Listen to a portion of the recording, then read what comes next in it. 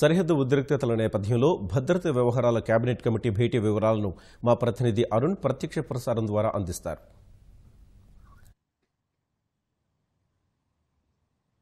Thank you.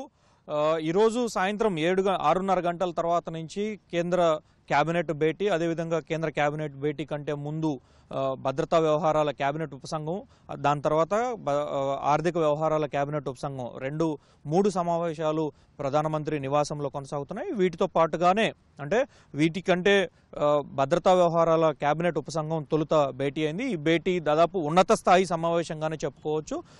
హోంమంత్రి రాజ్నాథ్ సింగ్, అదేవిధంగా ఆర్థిక మంత్రి అరుణ్ జైట్లీ, సుష్మా స్వరాజ్, వీరితో పాటుగానే హోంశాఖ కార్యదర్శి, అదేవిధంగా త్రివిధ దళాధిపతులు, ఇంటెలిజెన్స్కు సంబంధించినటువంటి ఐబీ, అదేవిధంగా రా సంబంధించినటువంటి చీఫ్లు కూడా హాజరయ్యారు. వీరితో పాటుగానే national security adviser Ajit Doval కూడా హాజరయ్యారు. ప్రధానంగా ఈరోజు పాకిస్తాన్లో జరుగుతున్నటువంటి పరిణామాలు, అదేవిధంగా పాకిస్తాన్ ప్రేరేపిత ఉగ్రవాదులు ఏ విధంగా వ్యవహరిస్తున్నారు, పాకిస్తాన్ పైకి చెప్తున్న దానికి లోపల జరుపుతున్నటువంటి అరాచకాలకు ఎంత తేడా ఉందనేటువంటి విషయంపైన కీలకంగా చర్చించినట్లు తెలిసింది.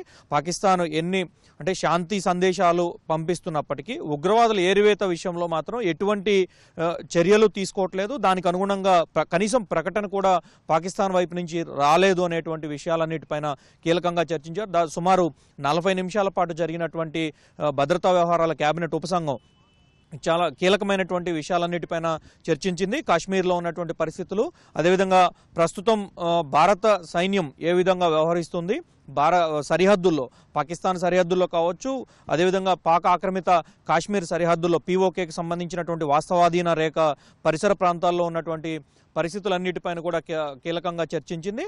అయితే కాశ్మీరు మధ్య ఉన్నటువంటి పరిస్థితులు ఏ విధంగా ఉన్నాయి, వాటిలో వస్తున్నటువంటి పరిణామాలు ఏ విధంగా ఉన్నాయి, ఆ పరిణామాలు దేశంలో వివిధ ప్రాంతాల్లో ఏ విధంగా చూపిస్తున్నాయి, వాటికి సంబంధించిన విషయంపైన కూడా కీలకంగానే చర్చించినట్లుగా తెలుస్తూ ఉంది.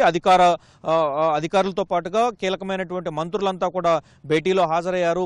అంతర్గత, అదేవిధంగా కాశ్మీర్కి సంబంధించినటువంటి సరిహద్దు ప్రాంతం ఏదైతే ఉందో అక్కడ పారామిలిటరీ బలగాలు, సైన్యము, అదేవిధంగా మిగిలినటువంటి త్రివిధ దళాల్లో మిగిలినటువంటి దళాలు ఏ విధంగా వ్యవహరిస్తున్నాయనేటువంటి విషయాలన్నిటిపైన కూడా కీలకంగా చర్చించినట్లుగా తెలుస్తుంది.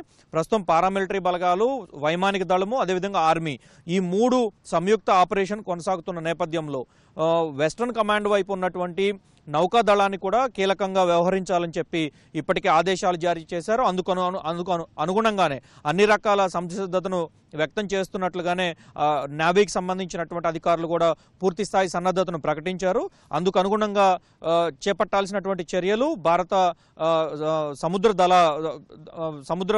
బలగం ఏదైతే ఉందో ఆ సముద్ర బలగాలన్నింటినీ కూడా ఇప్పటికే సిద్ధం చేసినట్లుగానే భారత వైమానిక దళం, అదేవిధంగా నౌకాదళం ఇరువురు కూడా ప్రకటించడం జరిగింది.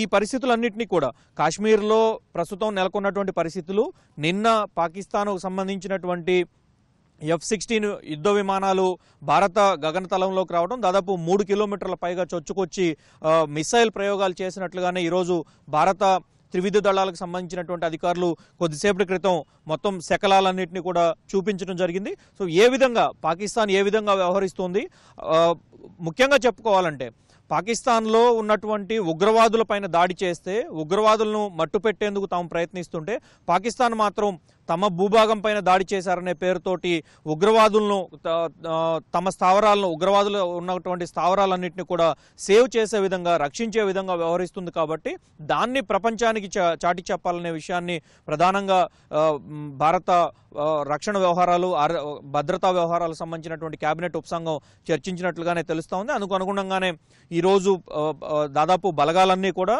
కాశ్మీర్ సరిహద్దు ప్రాంతానికి తరలి వెళ్ళినప్పటికీ ఎక్కడ ఎటువంటి ముందస్తు చర్యలు చేపట్టడం కానీ, ముందస్తు అటాక్స్ చేపట్టడం కానీ జరగకుండా చాలా సంయమనంతో ఒకవైపు పాకిస్తాను సరిహద్దు నియంత్రణకు సంబంధించినటువంటి ఉల్లంఘనలన్నీ చేస్తున్నప్పటికీ కూడా భారత బలగాలు తిప్పికొట్టే ప్రయత్నం చేస్తున్నాయి. కానీ భారత బలగాల వైపు నుంచే ఏకపక్షంగా జరిగేటువంటి పరిస్థితి ఈరోజు శాంతి కాముక దేశంగా ఉన్నటువంటి భారత పక్షం వైపు నుంచి ఎటువంటి పరిస్థితి లేదు. కాబట్టి దాన్ని ఆధారం చేసుకొని పాకిస్తాన్ కొంత ప్రేరేపించేటువంటి రీతిలో రెచ్చగొట్టేటువంటి రీతిలో వ్యవహరిస్తున్న విధానం పైన కూడా భారత ప్రభుత్వం చర్చించినట్లుగానే అందుకు అనుగుణంగానే చర్యలు తీసుకుంటున్నట్లుగానే తెలుస్తుంది. ప్రస్తుతం కేంద్ర కేబినెట్ భేటీ జరుగుతోంది.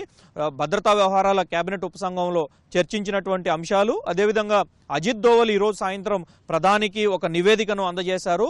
ప్రస్తుతం కాశ్మీర్లో పుల్వామా దాడి ఈ నెల 14వ తారీఖు తర్వాత పుల్వామా దాడి ఘటన తర్వాత నెలకొన్నటువంటి పరిస్థితులు, అదేవిధంగా వైమానిక దాడి చేయటం, దానికి అనుగుణంగానే పాకిస్తాన్ ప్రేరేపిత దాడులు చేయటము, పాకిస్తాన్కు సంబంధించినటువంటి F-16 యుద్ధ విమానాలు ప్రయోగించడము, యుద్ధ విమానాల ద్వారా క్షిపణులు ప్రయోగించడం వంటి అనేక అంశాలన్నింటినీ కూడా అజిత్ దోవల్ ఇచ్చినటువంటి నివేదికలో పొందుపరిచినట్లుగానే తెలుస్తా ఉంది. ఆ నివేదికను కేంద్ర కేబినెట్లో కూడా చర్చించుతున్నట్లుగా సమాచారం ఉంది.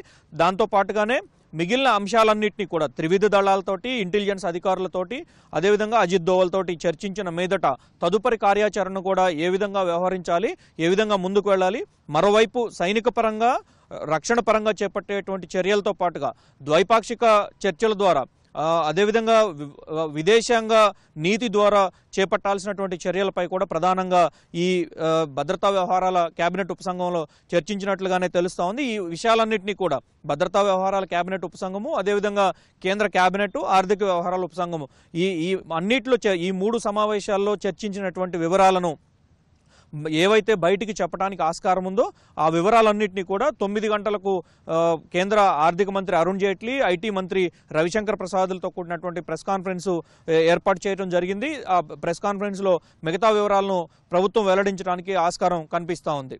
Over to studio.